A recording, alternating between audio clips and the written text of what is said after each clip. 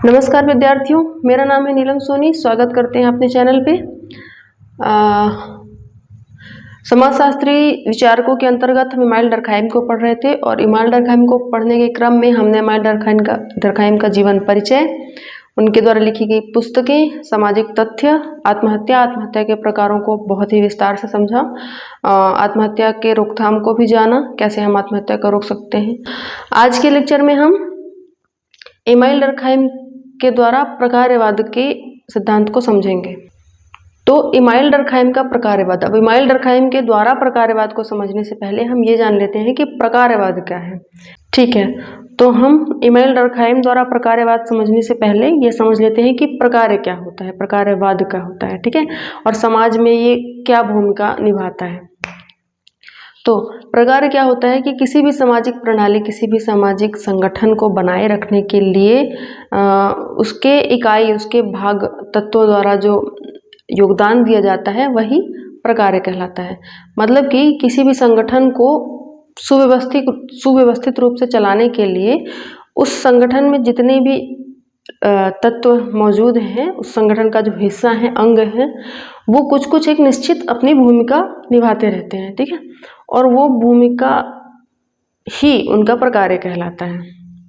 ठीक है, यानी कि उदाहरण के तौर पे हम समझ सकते हैं कि अभी वर्तमान समाज में जो भी सामाजिक अंग आपको दिखाई दे रहे हो, आप अपने सोचिए कि वर्तमान में मौजूद हमारे भारत में कौन कौन से सामाजिक अंग हैं। ठीक है, अब आप उसमें सरकार, यानी कि सरकार में क्या है, हमारे लोकतंत्र सरकार चल रही है, तो सरकार, लोकतंत्र, न्यायपालिका, पुलिस, क्राइम, हॉस्पिटल्स हो, नातेदारी हो, विवाह संस्था हो, या कोई संस्कार हो, ठीक है, कोई रूढ़िवादिता हो, ठीक है, आत्महत्या हो, परिवार हो, इन सब का वर्तमान समाज को बनाने में, वर्तमान समाज का जो ढांचा है इसे इस प्रकार बनाने और बनाए रखने में, इन सभी चीज़ों का जो अपने आसपास आप एक समाज के तौर पर देखते हैं कि जो समाज में हमारे मौजूद है, हर एक वस्तु, हर एक चीज़ जो है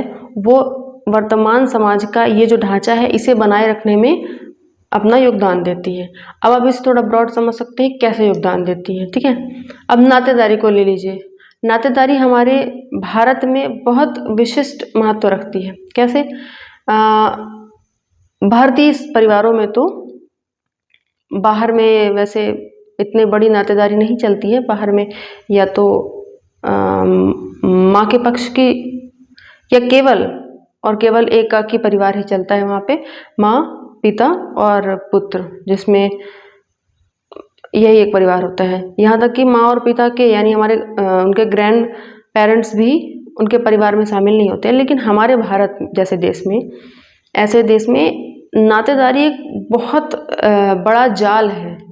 ठीक है, एकदम हमारे शरीर में जो तंत्र का जाल होता है ना, वैसे ही हमारे भारत में नातेदारी का जाल है। जैसे जाति और उपजातियों का जाल है, वैसे ही नातेदारी का भी एक जाल है और उनका अपना महत्व है हमारे जीवन में। हमारे सुख दुख में हमारे रिश्तेदार, हमारे नातेदार, आप देखेंगे कि आपके अपने घर के दूर दूर के रिश्तेदार, जिनका आपने नाम नहीं सुना, जिन्हें नहीं देखा, आपके दादी के, माता पिता के, भाइयों के, बहनों के बच्चे आज भी आ रहे हैं जिनसे आपका कोई ऐसे व्यक्तिगत संबंध नहीं है, लेकिन वो नातेदारी चलती आ रही है। ठीक है, तो हमारे जीवन में, हमारे निजी जीवन में नातेदारी का बहुत महत्व होता है। ठीक है, विवाह संस्था, जो वर्तमान में विवाह प्रचलित है, जिस प्रकार के विवाह प्रचलित हैं, उसी प्रकार के विवाह की जो रीतियां हैं वो वर्तमान समाज को भी तय करती हैं। जैसे अब से पहले सिर्फ और सिर्फ अरेंज मैरिजेस हुआ करते थे। ठीक है, तो पूरा एक सिस्टम बना हुआ था, अरेंज मैरिज ही होगी। ठीक है, तो कहीं से भी कोई भी चेन ब्रेक नहीं हो रही थी। फिर धीरे से लव मैरिज आई, प्रेम विवाह आया, और अब धीरे धीरे चेन ब्रेक हो रही है। यानी जब अरेंज मैरिज हो रही थी तो केवल जाति के अंदर होती थी या धर्मों के अंदर होती थी, और जातियों और उपजातियों में भी अपने खाप गोत्र देख के होती थी।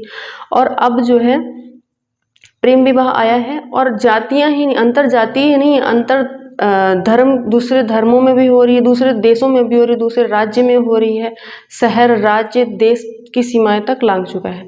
तो ठीक है, हमारी व्यवस्था को, पिछली व्यवस्था को, जो समाज की पिछली व्यवस्था को ये लव मैरिज मात्र एक अंग के आ जाने, एक तत्व के आ जाने से समाज में इतना परिवर्तन आ गया कि अब जातियाँ, उपजातियाँ, खाप गोत्र तो दूर की बात है, धर्म, वर्ग, धर्म, जिला, राज्य, देश तक की सीमाओं से परे हो गया है। मतलब हमारे समाज को इतना बदल सकता है कोई एक तत्व यदि शामिल हो जाए समाज में, एक छोटा सा परिवर्तन हो जाए तो। ठीक है, अपराध भी बहुत महत्वपूर्ण है फिलहाल सामाजिक ढांचे को बनाए रखने में, और वो हम अपराध के प्रकार के अंतर्गत पढ़ेंगे।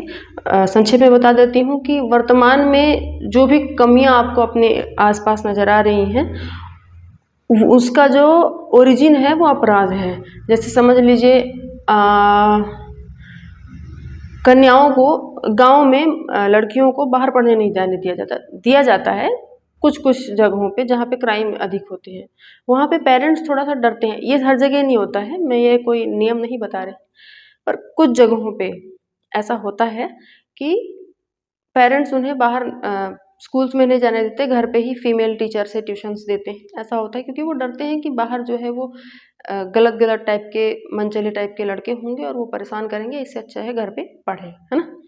तो और ये बहुत ही बेसिक चीज़ है, आप जानते होंगे, पर मैं इसे यहाँ कोट नहीं करना चाहूँगी कि बिल्कुल यही बात सत्य है और सभी पेरेंट्स ऐसे हैं, ऐसा नहीं है। सभी पेरेंट्स ऐसे नहीं हैं, मैं भी गांव से बिलोंग करती हूँ और ऐसा नहीं है। इसके अलावा धर्म का तो पता ही है कि वर्तमान समाज, फिलहाल जो समाज हमारे पास है, हमारे इर्द गिर्द है, ये तो पूरा ही धर्म, जाति, उपजातियों पे निर्भर है। ठीक है, जितने भी केओस होते हैं, जितने भी झगड़े होते हैं, जो भी है दंगे होते हैं, राजनीति, दंगे, पुलिस विलिस, सब कुछ में ये धर्म, जाति, उपजातियाँ इन्वॉल्व है। तो एक समाज में इन सभी तत्वों का, समाज के ही तत्व है, समाज के ही अंग है, तो ये सभी अंगों का अपना अपना एक निश्चित, अपनी अपनी एक निश्चित भूमिका है कि ये इन्हें करना है, और वो जो भूमिका निभा रहे हैं, जो कार्य वह कर रहे हैं, वही उनका प्रकार्य कहलाता है। और वही प्रकार्य इन्हें समाज के, मतलब वही प्रकार इस समाज को, यही समाज इसी रूप में, इसी ढांचे में बनाए रखने में सहायता करता है। ठीक है, तो ये प्रकार्य का संक्षिप्त में बताया। अब इसमें देख लेते हैं, प्रकार्य क्या है? किसी इकाई द्वारा उससे संबंधित व्यवस्था को बनाए रखने में दिया जाने वाला योगदान। जो मैंने अभी भी बताया कि किसी भी व्यवस्था को जैसी वो है उसको उसी रूप में सुचारू रूप से चलाने के लिए, या उसी रूप में बनाए रखने के लिए जो उसके तत्व है, जो उसकी इकाई है, अंग है, वो जो अपना निश्चित भूमिका निभाते हैं, जो निश्चित कार्य निभाते हैं, करते हैं, वही उनका योगदान है, वही उनका प्रकार्य है। ठीक है, अब यह जान लेते हैं कि इमाइल डर्कहाइम द्वारा प्रकार्य क्या होते हैं। तो इमाइल डर्कहाइम द्वारा ही यह लिखा गया है कि किसी इकाई द्वारा उससे संबंधित व्यवस्था को बनाए रखने में दिया जाने वाला योगदान क्या कहलाता है? प्रकार्य कहलाता है, उस व्यवस्था का प्रकार्य कहलाता है। अब इसको तो मैं समझा चुकी हूँ। इमाइल डर्कहाइम का जो प्रकार्य था वो हर्बर्ट स्पेंसर के प्रकार्य से प्रभावित था, मतलब उनकी परिभाषा से प्रभावित थे इमाइल डर्कहाइम। और हर्बर्ट स्पेंसर का प्रकार्य क्या कहता है कि जो वह क्रिया जो व्यवस्था के अनुकूलन या समायोजन में योगदान देता है। ठीक है, अनुकूलन या समायोजन में। अभी मैंने बहुत ही विस्तार में समझाया आपको कि कैसे भी किसी भी इकाई, कोई भी इकाई किसी सामाजिक प्रणाली या व्यवस्था को बनाए रखने के लिए किस किस प्रकार अपना योगदान देती है। ठीक है, तो मैंने आपको बताया था अनुकूलन का पक्ष, वहाँ से समझिए कि अरेंज मैरिज हो रही थी, वो एक सिस्टम बना हुआ था एंड कोई चेन नहीं टूट रही थी बीच में, बिल्कुल जाति, उपजातियाँ, खाप, गोत्र वगैरह देख के विवाह हो रहे थे। एंड देन लव मैरिज का एक तत्व आया, एक फैक्टर आया, और फिर एक चेन टूट गई, और एक चेन नहीं टूटी, इसी के साथ पूरी व्यवस्था ही बदल गई। तो लव मैरिज का आना एक प्रकार का प्रकार्य था, मतलब सामाजिक संगठन में के किसी एक इकाई में बदलाव, उसका प्रकार्य था कि वो बदला। तो जब एक तत्व बदला तो उसके ही अनुसार पूरी सामाजिक उस पक्ष में बदलती गई। ठीक है, तो वो क्या हुआ? अनुकूलन। अब इमाइल डर्कहाइम जो है समाज को एक जीवधारी के रूप में मानते हैं। ठीक है, कैसे? जिस प्रकार एक प्राणी को, एक जीवधारी को अपने आप को जीवित रखने के लिए हवा, जल, खाने आदि की आवश्यकता होती है, उसी प्रकार बिल्कुल समाज को जीवित रहने के लिए कुछ आवश्यक चीज़ों की ज़रूरत होती है, आवश्यक कार्यों की ज़रूरत होती है। और ये जो प्रकार्य हैं वही कार्य करते हैं, उनके लिए खाना पानी आदि की का कार्य करते हैं। ठीक है, कैसे? हमें जीवित रहने के लिए खाने और पानी की आवश्यकता होती है। ठीक है, और समाज को जीवित रहने के लिए आवश्यकता होती है कि समाज के जो तत्व हैं वो अपने निर्धारित भूमिका को निभाते रहें। ठीक है, या समाज की जो इकाइयां हैं उनकी एक निश्चित उनकी भूमिका तय है, उनके कार्य निश्चित है, निर्धारित हैं, वो उनको निभाते रहें। ठीक है, इसी प्रकार से समाज सुचारू रूप से चल सकता है, जीवित रह सकता है। ठीक है, अब समाज को जिन आवश्यकताओं की पूर्ति की आवश्यकता होती है, जिन आवश्यक तत्वों की, जिन आवश्यक कार्यों की, तत्वों की आवश्यकता होती है, वो क्या क्या है? हमारे समाज में जो भी उनके अंग मौजूद हैं, क्या क्या? धर्म हो, जातियाँ हो, राजनीतिक तंत्र हो, आर्थिक व्यवस्था हो, राजनीतिक व्यवस्था हो, उपजातियाँ हो, विवाह हो, नातेदारी हो, मतलब जो भी हमारे समाज के तत्व हैं वह सब इस समाज रूपी शरीर को चलाने के लिए खाना पानी आदि का कार्य करते हैं। ठीक है, यह बात याद रखिएगा कि इमाइल डर्कहाइम का जो प्रकार्य है वो स्पेंसर के प्रकार्य से प्रभावित है, एवं स्पेंसर का प्रकार्य क्या कहता है कि वो तत्व, वो क्रिया जो व्यवस्था के अनुकूलन या समायोजन को बनाए रखने में अपना योगदान देती है, मतलब जो व्यवस्था के अनुकूलन या समायोजन में योगदान देती है। ठीक है, अनुकूलन या समायोजन करने में जो योगदान देती है जो क्रिया, वही प्रकार्य है। ये किसका कहना है? हर्बर्ट स्पेंसर का। और इसी से प्रभावित थे इमाइल डर्कहाइम। ठीक है, इमाइल डर्कहाइम ने प्रत्यक्ष और अप्रत्यक्ष दो प्रकार के प्रकार्य बताए हैं। ठीक है, तो अब जानते हैं इमाइल डर्कहाइम द्वारा प्रकार्यवाद के प्रकारों को। ठीक है, प्रकारों को, सॉरी। तो 3 प्रकार होते हैं: धर्म का प्रकार, अपराध का प्रकार एवं श्रम विभाजन का प्रकार। अच्छा, इसे जानने से पहले हम एक और बात जान लेते हैं।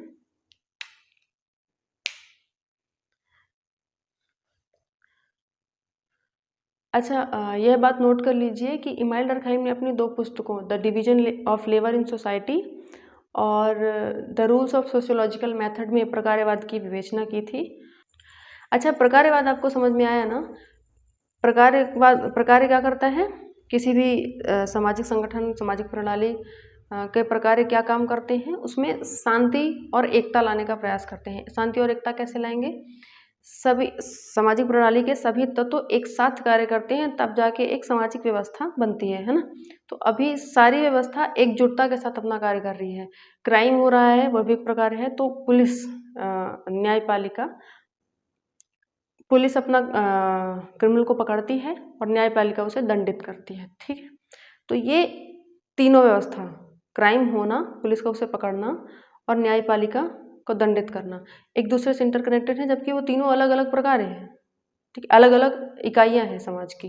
ठीक है, तो ये सारी चीज़ें एक दूसरे से इंटरकनेक्टेड होती हैं, इस प्रकार से एकता और शांति आती है। ठीक है, केओस भी ऑफ कोर्स इसी वजह से आता है और शांति भी इसी एकता की वजह से आती है, एक साथ कार्य करने की वजह से आती है।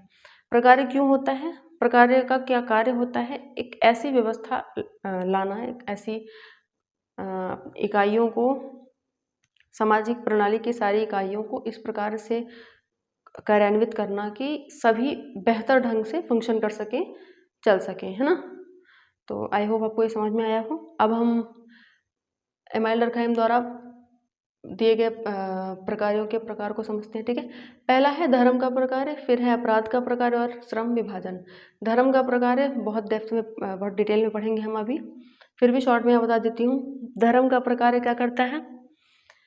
लोगों के मन में यह धारणा लाता है, एक तरीके से धर्म का कार्य है कि लोगों के अंदर नैतिकता लाना।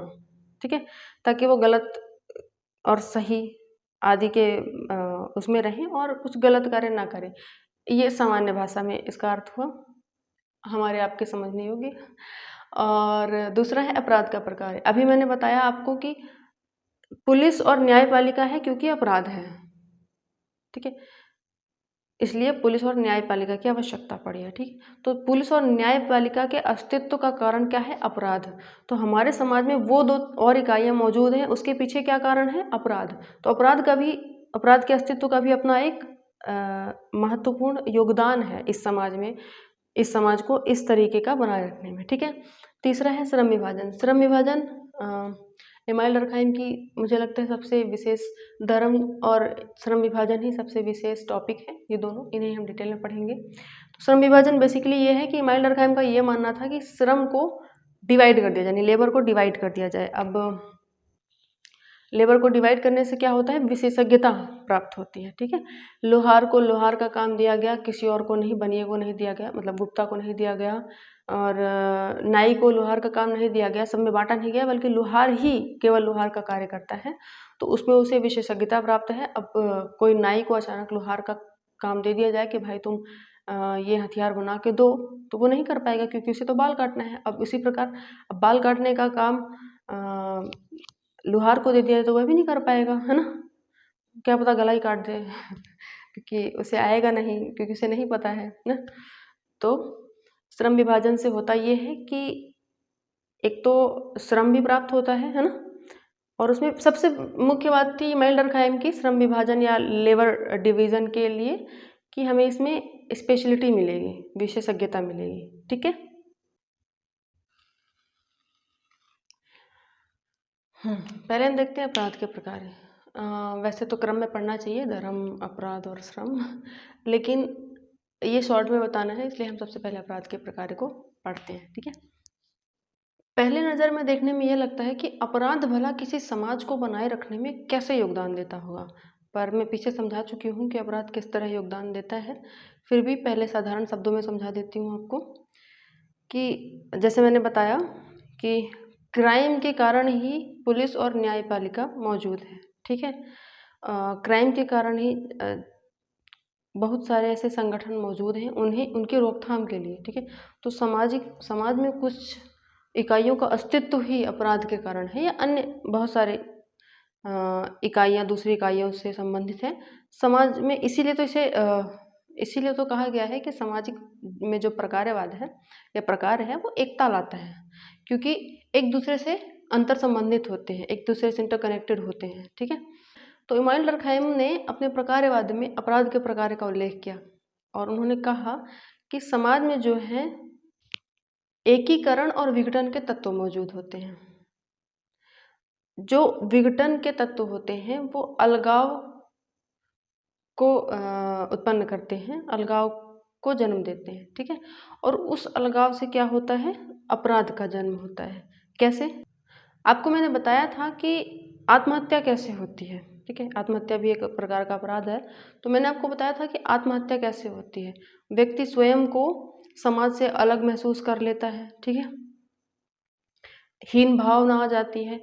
वैसे ही अपराध करने वाले व्यक्तियों के अधिकतम, जितने भी आज तक क्रिमिनल हुए हैं, जितने भी आज तक अपराधी हुए हैं, उनमें अधिकतम ही उनकी पुरानी यादें, उनके जीवन की पुरानी घटनाओं से प्रभावित होकर उन्होंने अपराध किया है। मैं सभी को जनरलाइज नहीं कर रही हूँ, पर अधिकतम अगर आप देखेंगे स्टैटिक्स उठा के, तो अधिकतम जो अपराधी हैं उन्होंने अपने जीवन में पीछे देखा होता है, या कि फिर अगर उनका बैकग्राउंड ही है क्रिमिनल वाला, जैसे किसी के पेरेंट्स हों क्रिमिनल, तो वह भी हो जाए, वह अपवाद है। या कोई अचानक से क्रोधित होकर कोई अपराध कर दे, तो वह भी अपवाद है। परंतु मैक्सिमम क्या होता है कि एक क्रिमिनल अपने जीवन में पीछे जो उसके अतीत में घटित हो रही होती हैं घटनाएं, उन्हीं से प्रभावित होकर वो अपराधी बनता है। ठीक है, तो जो अलगाव की भावना है समाज में, जो अलगाव या विघटन के तत्व मौजूद हैं, जो विघटन और अलगाव की भावना पैदा करते हैं, उन्हीं से अपराध का जन्म होता है। ठीक है, और इमाइल डर्कहाइम ने अपराध को सामाजिक विकृति माना है। ठीक है, मतलब अन्य जो प्रकार हैं, अन्य जो इकाइयां हैं, अन्य जो तत्व हैं समाज के, वो समाज को किसी न किसी प्रकार से सकारात्मक, सभी तो नहीं, रूढ़िवाद सकारात्मक नहीं नकारात्मक प्रभाव डालता है, तो अधिकतम इकाई या तत्व समाज में किसी न किसी प्रकार से सकारात्मक प्रभाव डालते हैं, जबकि अपराध जो है वो नकारात्मक प्रभाव डालता है। फिर भी वह समाज में समाज की प्रणाली को, समाज की व्यवस्था को इस प्रकार बनाए रखने के लिए अपना योगदान तो देता ही है, इसलिए वह समाज का प्रकार तो है ही। ठीक है, समाज को बनाए रखने में इसका अपना एक योगदान तो है ही। ठीक है, तो हम इसे भूल नहीं सकते, यह नहीं कह सकते कि अपराध का कोई प्रकार नहीं, अपराध का कोई कार्य नहीं है। नहीं, हमारा समाज जो वर्तमान समाज है, जिस प्रकार का वर्तमान समाज है, यह इस ढांचे में है, यह इस ढंग से है, उसमें कहीं ना कहीं कुछ हिस्सा अपराध का भी है। ठीक है, जैसे इसको समझिए कि पहले किसी पार्टिकुलर किसी एक केस पे कोई सज़ा रही होगी 3 साल, 4 साल, 10 साल जो भी, और फिर उस अपराध में मतलब उसकी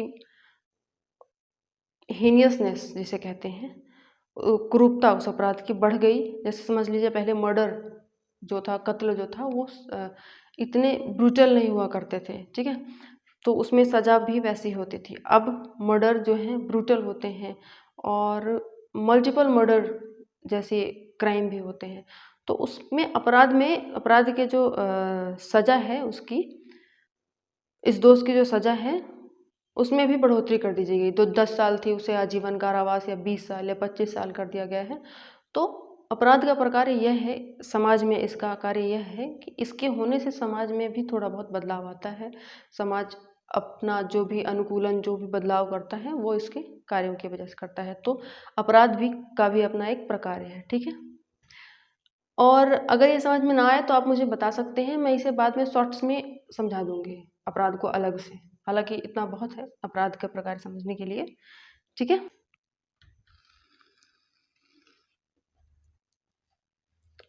अगला प्रकार है हमारा श्रम विभाजन का प्रकार है। ठीक है, वैसे मैंने इसे संक्षिप्त में समझा दिया है, थोड़ा सा और जान लेते हैं इसके बारे में।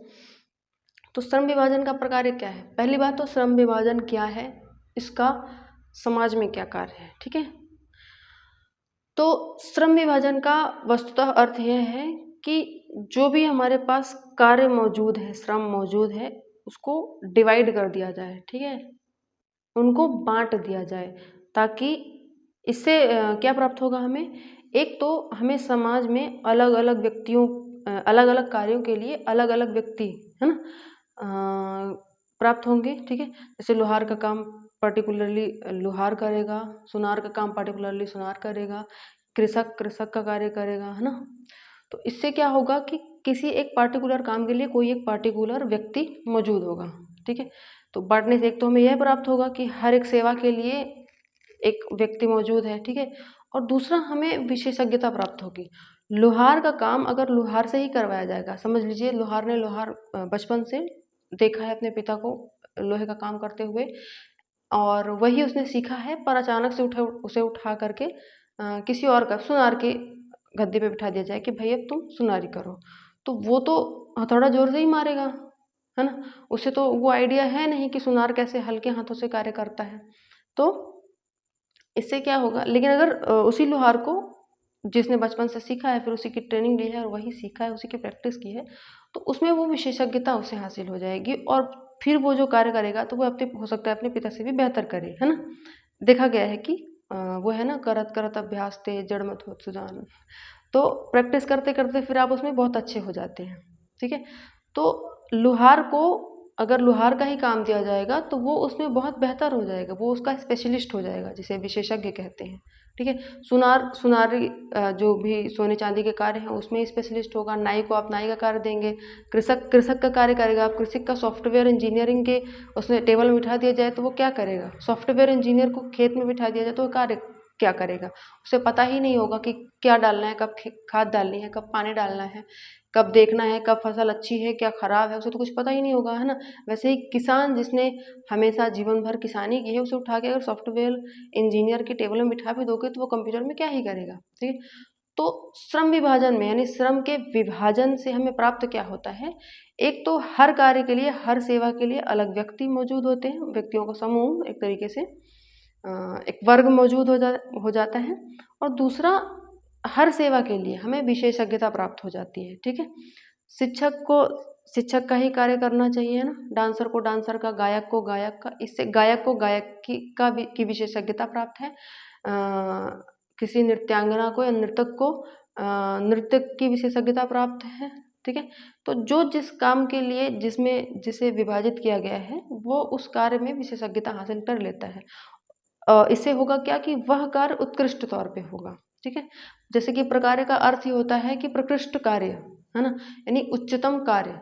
तो श्रम विभाजन के प्रकार्य का अर्थ ये होगा कि श्रम विभाजन यानी श्रम को विभाजित कर दिया जाए ताकि श्रम का जो है वो उत्कृष्ट कार्य प्राप्त हो, उत्कृष्टतम उसका फल प्राप्त हो। ठीक है, अच्छा एक और बात है, जब हम श्रम को विभाजित कर देते हैं या यूँ कहें कि श्रम को एक वर्ग में ऐसे बांट देते हैं कि लोहार का काम लोहार करेगा या जो भी XYZ, तो इससे क्या होता है ना कि एकता आती है समाज में। कैसे? जब हम सभी की सेवाएं बांट देंगे, है ना, तो सभी लोगों की एक दूसरे के ऊपर निर्भरता हो जाएगी। किसान के बच्चों को भी पढ़ाना है, किसान को अपने बच्चों को पढ़ाना है तो वो टीचर के पास भेजेगा, पर टीचर को खाना है तो वो किसान से अनाज खरीद लेगा। ठीक है, अब सॉफ्टवेयर इंजीनियर को सॉफ्टवेयर इंजीनियरिंग आती है लेकिन खाएगा तो रोटी ही, तो वो कृषक से लेगा। ठीक है, इसी प्रकार लुहार लोहे के सामान बनाता है लेकिन कभी ना कभी वो उसे गहनों की भी आवश्यकता पड़ेगी। ठीक है, तो सुनार के पास भी जाएगा और सुनार के भी जो हथियार होते हैं वह भी लोहार बना के देगा, है ना। तो इससे क्या होता है कि समाज में एकता यानी एक दूसरे पे निर्भरता बढ़ती है जिससे एकता आती है।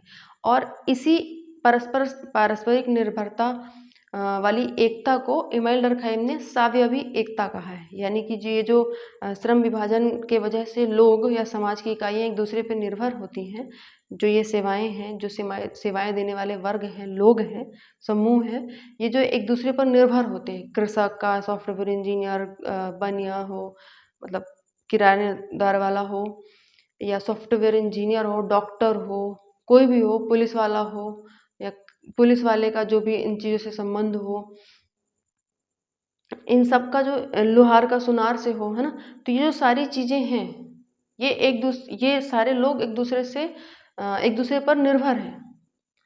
अपनी आजीविका चलाने के लिए केवल और केवल इनका अपना कार्य ही पर्याप्त नहीं है। लोहार केवल लोहे का सामान नहीं बना सकता, लोहा खा नहीं सकता। खाएगा तो वो अनाज ही पहनेगा, वो लोहे के सामान नहीं, वो सोना ही पहनेगा, सोना या चांदी, तांबा, जो सुनार ही बना के देगा। ठीक है, सुनार अपने हाथ से मिट्टी के बर्तनों से, मिट्टी के औजारों से गहने नहीं बनाएगा, वो लोहार से सामान खरीदेगा। ठीक है, और टीचर पढ़ाएगा तो, लेकिन खाएगा तो अनाज ही, तो वो किसान से खरीदेगा। बीमार पड़ेगा टीचर तो वो डॉक्टर के पास जाएगा, और डॉक्टर को डॉक्टर बनने के लिए, पढ़ने के लिए टीचर्स की ज़रूरत पड़ेगी। ठीक है, तो इससे क्या होता है, ये सभी एक दूसरे पे पारस्परिक रूप से निर्भर है। और इसी निर्भरता को इमाइल डर्कहाइम ने इसी पारस्परिक निर्भरता वाली एकता को क्या कहा है, सावयवी एकता। ये पॉइंट याद रखिएगा कि सावयवी एकता क्या कहलाती है, पारस्परिक निर्भरता वाली एकता को सावयवी एकता कहते हैं। इसे एक इमाइल डर्कहाइम के कथन के रूप में अलग से नोट कर लीजिएगा। अन्य कथन भी बताऊंगी मैं, हर वीडियो के बाद में बता देती हूँ। तो ये श्रम विभाजन था, श्रम विभाजन का कार्य और उसके बारे में आपको बता दिया पर्याप्त। आई होप कि इसमें और ज़्यादा कन्फ्यूज़न ना हो।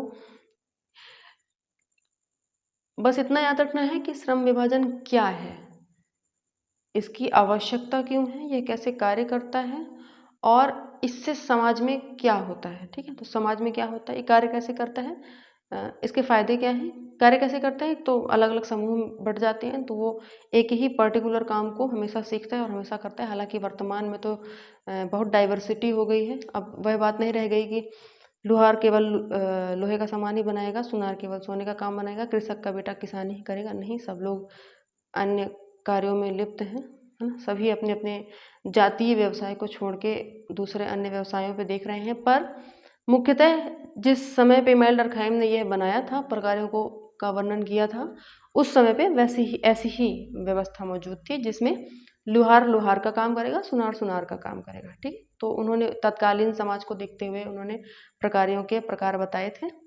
तो इससे क्या होता है कि जो समूह बनाए गए हैं उससे हमें हर सेवा के लिए अलग एक व्यक्ति, एक अलग वर्ग मौजूद रहता है। ठीक है, दूसरा कि हम जिस भी सेवा को प्राप्त करना चाहते हैं उसके लिए हमें विशेषज्ञ मिलेंगे, क्योंकि उन्होंने हमेशा से वही चीज़ की प्रैक्टिस की है, वही चीज़ सीखी है। और तीसरा, ये सभी लोग आपस में एक दूसरे पर निर्भर होते हैं, जिससे क्या होता है, समाज में एकता और शांति आती है। ठीक है, एक दूसरे पर निर्भरता रहेगी तो ऐसा है नहीं कि किसान को बाकी अन्य व्यवसायियों की का सम्मान नहीं रहेगा। ठीक है, उसको करना पड़ेगा, करेगा।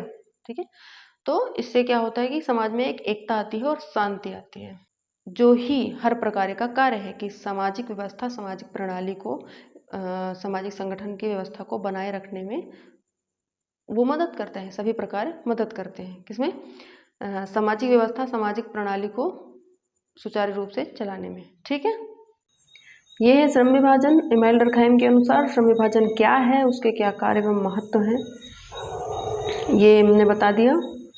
अब श्रम विभाजन और अपराध के प्रकार दोनों से जुड़े हुए जो महत्वपूर्ण कथन हैं वो मैं अगले वीडियो में, जब मैं धर्म का प्रकार समझाऊंगी तो उसमें मैं लिखवा दूंगी सारे कथन। ठीक है, आज का लेक्चर यहीं समाप्त करते हैं। धन्यवाद।